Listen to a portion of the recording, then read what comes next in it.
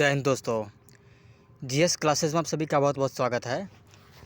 तो आज के सेशन में हम जीएस के महत्वपूर्ण प्रश्नों के बारे में अध्ययन करेंगे और समझेंगे कि कौन कौन से महत्वपूर्ण प्रश्न और उसके कौन क्या क्या उत्तर हैं। तो चलिए, इसमें हम आपके लिए महत्वपूर्ण 50 प्रश्नों का एक समूह लाए हैं जो आपके परीक्षा उपयोगी दृष्टि से अत्यंत ही महत्वपूर्ण है। तो चलिए, बिना देर किए हुए देखते हैं और जानते हैं कि वह महत्वपूर्ण 50 प्रश्न कौन से हैं और अध्ययन करते हैं उसके बारे में। तो चलिए, एक एक करके अध्ययन करते हैं और देखते हैं। सबसे पहले प्रश्न हमने लिए हैं, सबसे पहले का उसमें से रक्तस्राव को रोकने के लिए आमतौर पर किस एल्युमिनियम लवण का प्रयोग किया जाता है। जैसे आपने सभी ने जानते हैं कि बहुत लोग को रक्त को जो है स्राव होने लगता है, रक्त बहने लगता है, उसको रोकने के लिए आमतौर पर एल्युमिनियम का जो लवण है वह पोटासियम का उपयोग किया जाता है। तब जाकर के रक्तस्राव को रोकने से हम मददगार साबित हो सकते हैं। दूसरा प्रश्न, जब कोई एकल जीन एक से अधिक लक्षण की अभिव्यक्ति नियंत्रित करता है तो इसके लिए किस प्रकार कहा जाता है। तो इसका सही उत्तर, सटीक उत्तर है बहुप्रभावी। नेक्स्ट देखेंगे हम, मानव शरीर में सबसे लंबी कोशिका कौन सी होती है। तो आप सभी जानते ही होंगे कि मानव शरीर में सबसे लंबी कोशिका जो है वह तंत्रिका कोशिका होती है। आगे देखेंगे हम कि पक्षियों में प्राय एक ही क्या होता है। पक्षियों में प्राय एक ही क्या होता है और वह है अंडाशय, जो पक्षियों में प्राय होता है। नेक्स्ट देखेंगे, वह वर्णक जो वनस्पति को पराबैंगनी किरणों के दुष्प्रभाव से बचाता है कौन सा है। वह वर्णक जो है वह वर्णक का नाम है कैरोटीनाइड। वो क्या करता है, वनस्पति को पराबैंगनी किरणों से बचाता है, दुष्प्रभाव से बचाता है। नेक्स्ट देखेंगे हम कि पुरुष में पुरुषत्व के लिए कौन सा गुणसूत्री संयोजन उत्तरदायी है। यह बायोलॉजी अर्थात जीव विज्ञान का प्रश्न है। इसमें पुरुषत्व के लिए कौन सा गुणसूत्र संयोजन उत्तरदायी है। तो इसका एकदम करेक्ट उत्तर है जो XY जो गुणसूत्र होता है वह आपके मेल में होते हैं, तो वह गुणसूत्री XY उत्तरदायी है। नेक्स्ट देखेंगे, वे क्रमादेश जो किसी चक्रिका को संक्रमण से बचाते हैं क्या कहलाते हैं। तो इसका करेक्ट उत्तर होगा प्रतिकारक। नेक्स्ट देखेंगे, निद्रा रोग जो किसके द्वारा होता है। तो निद्रा रोग जो है वह ट्राइपाइनोसोमा के द्वारा होता है। नेक्स्ट में हमारा क्वेश्चन है, मलेरिया कौन सा पैदा करता है। तो मलेरिया जो है एक प्रकार का प्रोटोजोआ है जो मलेरिया को पैदा करता है और वह मनुष्य को बीमार कर देता है। नेक्स्ट देखेंगे, अमीबी पेचिस पैदा होती है। अमीबी जो पेचिस होती है वो किससे पैदा होती है। तो एंट अमीबा हिस्टोलिटिका द्वारा। नेक्स्ट देखेंगे, आपके परीक्षा की दृष्टि से बहुत महत्वपूर्ण रहते हैं इस तरह के सवाल कि फलाना अध्ययन को किसका अध्ययन क्या कहलाता है, किसका अध्ययन क्या कहलाता है। लॉजी, तो ये ओजी, ये एंटोगोलॉजी। तो उस तरह से आपका देखिए, तो शैवाल विज्ञान किसका अध्ययन है। तो आप देखेंगे शैवाल का अध्ययन है। तो इसी तरह से सवाल रहते हैं कुछ हट के कि मधुमक्खी के अध्ययन को क्या कहते हैं, तो कृषि के अध्ययन को क्या कहते हैं। तो इस तरह के सवाल पूछे जाते हैं। तो यहाँ पर फिलहाल इसके बारे में पूछा गया है, तो कुछ डिफरेंट उससे है। नेक्स्ट देखेंगे, मधुमक्खी के पुंधुम और उसको ड्रोन होते हैं, वो क्या होते हैं, जनन क्षम नर होते हैं। नेक्स्ट देखेंगे, फ्लोएम में सहचर कोशिकाएं किसमें पाई जाती हैं।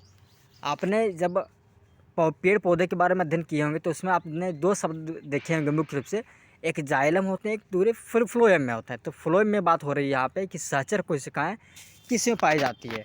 तो यह सहचर कोशिकाएं जो पाई जाती है उसका नाम है आवृतबीजी। नेक्स्ट प्रश्न की ओर बढ़ेंगे, तो पौधों में पत्तों के पृष्ठ पर पाए जाने वाले लघु छिद्रों का नाम क्या है। पत्तों के पृष्ठ पर पाए जाने वाले लघु जो छिद्र होते हैं पत्तों के छिद्र पृष्ठ पर, उसमें लघु छिद्र को जो कहा जाता है उसे रंध्र कहा जाता है। आपने पढ़ा भी होगा। वो रंध्र बहुत ही चर्चित भाषा है जो पेड़ पौधों की पत्तियों को में छिद्र रहते उसे रंध्र भाषा नाम दिया गया है।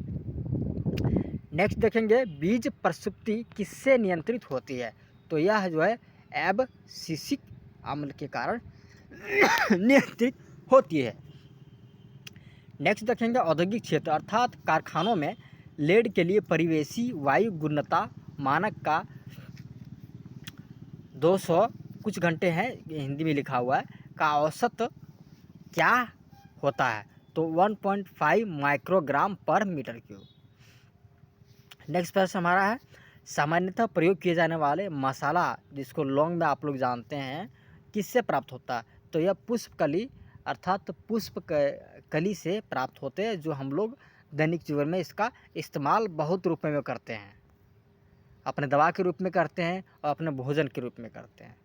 चलिए आगे देखते हैं भूमि का जल मूल रोमों तक किस दबाव से पहुंचता है, भूमि का जल जो है मूल रोमों तक किस दबाव से पहुंचता है, तो इसका करेक्ट आंसर होगा परासरण दबाव के कारण। नेक्स्ट देखेंगे एक आलू कंद को आधे भाग में काटा गया है, इसमें से एक कटे भाग के पृष्ठ में आयोडीन विलयन की कुछ बूंदें गिराई गई है, इसमें विलयन का रंग परिवर्तन देखा जा सकता है, तो इसका हो गया करेक्ट आंसर भूरे से नीलाभ काला। इसका रंग में किसका परिवर्तन किस तरह होगा, भूरे से नीलाभ काला की ओर परिवर्तन होगा इसके रंग में। 20 नंबर क्वेश्चन देखेंगे गिफन निम्न स्तरीय तथा घटिया माल पर विचार करते समय हमें यह ज्ञात होता है कि गिफन माल घटिया भी अवश्य होगा। नेक्स्ट देखेंगे जल आयु बढ़ती है तो खपत भी किस अनुपात में बढ़ जाती है, जल आयु जब बढ़ती है तो खपत भी किस अनुपात में बढ़ जाती है, तो कम अनुपात में बढ़ती है। इकोनॉमिक्स का सवाल हम देखेंगे अगला पूंजीवादी अर्थव्यवस्था में कीमत निर्धारित किसके द्वारा होती है, तो हमारे इसमें देख रहे हैं कि मिसलेनियस प्रश्न है, सारे हमारे हैं विज्ञान से ही लेकर के हमारा अर्थशास्त्र से और भी सारे हमारे इसमें मैचिंग आ रहे हैं, बायोलॉजी के सभी मिल रहे हैं, तो इसको मांग और पूर्ति के द्वारा निर्धारित होती है। आपने बहुत सी क्रांतियों के बारे में पढ़ा होगा, तो इसमें आपके परीक्षा उपयोगी दृष्टि से बहुत महत्वपूर्ण है कि अलग अलग से क्रांति जो किससे संबंध रखते हैं, तो नीली क्रांति एक होते हैं जिसे इंग्लिश में ब्लू रिवॉल्यूशन कहते हैं, वह संबंधित है जो आपका मछली उत्पादन से नीली क्रांति संबंधित है। उसी प्रकार हम बात करेंगे कि मछली उत्पादन से मछली का अध्ययन किस अध्ययन से संबंधित है, तो हम बहुत सारे चीज़ें जो है इस तरह से हमारे परीक्षा के लिए महत्वपूर्ण होते हैं, तो उस तरह के प्रश्न आएंगे तो आपको जरूर बताएंगे। नेक्स्ट देखेंगे वर्धमान प्रतिफल नियम का अर्थ है, वैसे तो नॉर्मली हम वर्धमान वह शब्द को देखें तो ये हमारे पास गिरिडीह जिले के तो हमारे यह झारखंड के हमारे ये पश्चिम बंगाल के जो है वर्धमान एक ज़िला का नाम है, तो इसमें वर्धमान कोई यहाँ पे ज़िला का नाम नहीं है, कन्फ्यूजन नहीं करेंगे आप सभी। वर्धमान प्रतिफल नियम का अर्थ है ह्रासमान लागत। इकोनॉमिक्स से प्रश्न आते जा रहे हैं, ध्यान देंगे आप सभी। आर्थिक आयोजन एक अनिवार्य अभिलक्षण है तो समाजवादी अर्थव्यवस्था का। आगे देखेंगे भारत में केंद्रीय बैंक का कर्तव्य कौन सा बैंक निभाता है, तो भारत में केंद्रीय बैंक का कर्तव्य जो एक ही बैंक मात्र है, भारतीय रिजर्व बैंक है जो केंद्रीय बैंक का कर्तव्य निभाता है। चलिए नेक्स्ट देखेंगे हम भारत में कृषि वस्तुओं के संबंध में न्यूनतम समर्थन मूल्य, प्रापन्न मूल्य आदि से संबंधित आयोग है, तो यह कृषि लागत और मूल्य आयोग से संबंधित होगा। अगला देखेंगे भारत सरकार के व्यय किस पर इमदाद के कारण अधिकतम है, तो यह तेल के कारण अधिकतम है। नेक्स्ट भारत में सामाजिक लेखांकन प्रणाली को किस में वर्गीकृत किया जाता है, तो भारत में हम देखेंगे तो सामाजिक लेखांकन प्रणाली को जो है आय, उत्पाद और व्यय के रूप में वर्गीकृत किया जाता है। नेक्स्ट है ब्याज की दर और उपभोग के स्तर के बीच संबंध पर सबसे पहले किसने कल्पना की, तो इस संबंधित जो धारणा है कल्पना है वह मिल्टन फ्राइडमैन ने की थी। 2011-12 के बजट में 2011-12 के लिए राजकोषीय घाटा जिसको हम सकल घरेलू उत्पाद का कहते हैं उसका परसेंटेज पर प्रक्षेपित किया गया था और 4.6 पर किया गया था। तो अभी मुख्यतः आपके इकोनॉमिक्स से प्रश्न आ रहे हैं, तो आपके ये परीक्षा दृष्टि से बहुत महत्वपूर्ण है, तो आप ध्यान देंगे। मुद्रापूर्ति को कम करके मुद्रास्फीति को रोकने की प्रक्रिया क्या कहलाती है? तो मुद्रास्फीति इकोनॉमिक्स का बहुत ही चर्चित शब्द, ध्यान रखेंगे आप सभी। मुद्रापूर्ति को कम करके मुद्रास्फीति को रोकने की प्रक्रिया जो है वह विस्फीति कहलाती है। नेक्स्ट देखेंगे, देश में छोटे किसानों को परिभाषित किया गया है, वे किसान जिनके पास जोत क्षेत्र है तो 1 से 2 हेक्टेयर है। नेक्स्ट देखेंगे, मान लीजिए कि माल ए और बी पूरक है तो ए की कीमत में वृद्धि होने का क्या प्रभाव पड़ेगा? तो बी की मांग में गिरावट आएगा, स्वाभाविक है। चलिए नेक्स्ट देखेंगे, भारतीय रिजर्व बैंक के निर्देशों के अनुसार 2000 से अधिक जनसंख्या वाले सभी स्थानों पर किस वर्ष तक बैंकिंग सुविधाएं उपलब्ध कराई जानी अपेक्षित है? तो यह मार्च 2012 तक जो है 2000 से अधिक जनसंख्या वाले सभी स्थानों पर जो है बैंकिंग सुविधाएं उपलब्ध कराई जानी अपेक्षित होगी। नेक्स्ट देखेंगे तो हम पाएंगे 1931 में भारतवर्ष में पहली बोलने वाली फिल्म कौन सी थी? तो 1931 में भारतवर्ष में पहली बोलने वाली फिल्म जो वह आलम थी, जिसमें सबसे प्रथम में उस फिल्म में आवाज़ दिया गया था। चलिए नेक्स्ट देखेंगे हम, गरबा एक नृत्य है। तो आप सभी जब प्रतियोगिता परीक्षा के बारे में पढ़ रहे हैं तो गरबा यह गुजरात का बहुत ही फेमस और लोकप्रिय नृत्य है। नेक्स्ट देखेंगे, ललित कला अकादमी किसके संवर्धन के लिए समर्पित है? तो आप जानते नहीं होंगे तो आप थोड़ा समझ लीजिए कि ललित कला अकादमी जो है ललित कला के लिए समर्पित है। द फ्यूचर ऑफ इंडिया नामक पुस्तक का लेखक कौन है? आपके परीक्षा की दृष्टि से बहुत सारे राइटर के नेम और बहुत सारे किताब के नेम जो है आपके लिए बहुत महत्वपूर्ण होते हैं। तो द फ्यूचर ऑफ इंडिया जो नामक जो पुस्तक है उसका राइटर हैं बिमल जालान। तो आपके राइटर और आपके बुक्स जो है बहुत महत्वपूर्ण हैं। तो आप अच्छे बुक्स, अच्छे राइटर के जो है उससे संबंधित किताबों को ध्यान में रखेंगे।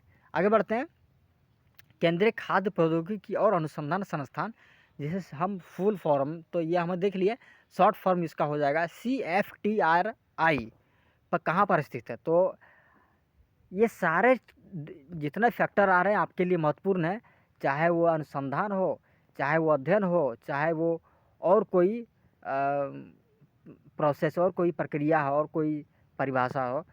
तो यह केंद्रीय खाद्य प्रौद्योगिकी और अनुसंधान संस्थान है, वह आपके मैसूर में स्थित है।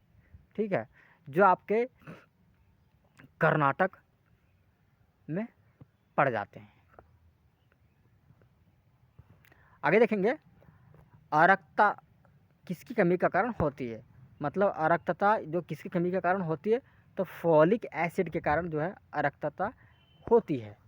नेक्स्ट देखेंगे हम, थायराइड ग्रंथि के सामान्यता बनाए रखने के लिए नमक में आयोडीन किस रूप में मिलाया जाता है? देखिए, हमारे गले के पास में थायराइड ग्रंथि होता है, तो उस ग्रंथि को, इसकी आकार को सही सलामत सामान्य बनाए रखने के लिए हमें नमक में आयोडीन जो है किस रूप में मिलाया जाता है? ये आप देखेंगे तो KI के रूप में मिलाया जाता है, तब जाकर के हमारा जो है थायराइड ग्रंथि जो उसकी आकार है में सामान्यता रहती है, नहीं तो उसकी आकार बदल जाती है। नेक्स्ट देखेंगे, मानव के शरीर में सबसे लंबी कोशिका जो है वह तंत्रिका कोशिका होती है। आप इसके बारे में अध्ययन कर चुके होंगे। ठीक है, नेक्स्ट देखते हैं, शार्क में किस प्रकार की पूंछ पाई जाती है? तो आप जैसा कि जानते ही होंगे कि शार्क एक प्रकार की मछली की प्रजाति है, तो उसमें जो पूंछ पाई जाती है, यहाँ पर पूछा जा रहा है कि किस प्रकार की पूंछ पाई जाती है? तो यह पूंछ जो है विषमपाली प्रकार की पूंछ पाई जाती है। नेक्स्ट देखेंगे, सौर ऊर्जा का सबसे बड़ा यौगिकी कारक कौन सा है? तो सौर ऊर्जा का सबसे बड़ा यौगिकी कारक जो है हरे पौधे हैं। ठीक है, आगे बढ़ते हैं हम, शिशु लिंग किसके गुणसूत्री योगदान पर निर्भर करता है? तो शिशु का लिंग जो है वह पिता के गुणसूत्री योगदान पर निर्भर करता है और वही निर्धारण करता है कि शिशु क्या होंगे, बालक होंगे कि बालिका होंगे।